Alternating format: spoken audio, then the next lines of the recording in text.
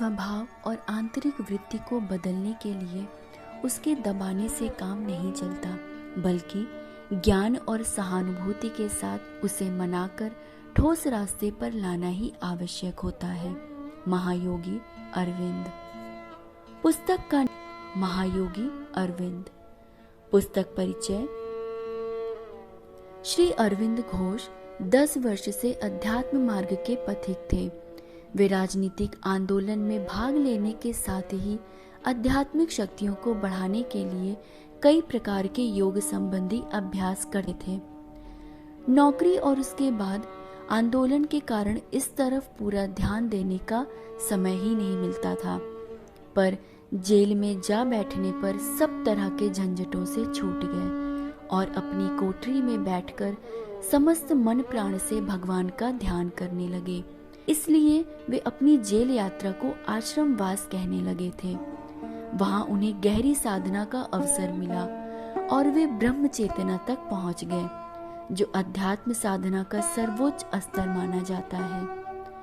उनके जीवन से जुड़े बहुत से प्रश्न हैं जो हमारे मन में आते। महायोगी अरविंद के पिताजी उन्हें भारतीय वातावरण से दूर क्यों रखना चाहते थे? भारत में वापसी के बाद महायोगी अरविंद के जीवन में क्या क्या परिवर्तन आए? भारतीय संस्कृति में उन्होंने ऐसा क्या पाया कि वे इससे आकर्षित हो गए? उन्होंने राजनीति में कदम क्यों रखा? उन्होंने कारावास के वातावरण में क्या लाभ उठाया? वे पौंडीचेरी क्यों गए? इन सभी प्रश्नों का उत्तर लेकर आपके समक्ष प्रस्तुत है 35 पृष्ठों की एक लघु पुस्तक, जो हमें महायोगी के जीवन के उन पहलुओं से अवगत कराती है जिसमें उन्होंने राजनीति से संपर्क त्याग कर अध्यात्म मार्ग की ओर प्रवेश किया। पुस्तक के सद्वाक्य। मानव चेतन के भीतर कुछ ऐसे निश्चित संकेत मिलते हैं जिनसे प्रकट हो कि मनुष्य एक दिन अति मानवता की स्थिति को अवश्य प्राप्त कर लेता है।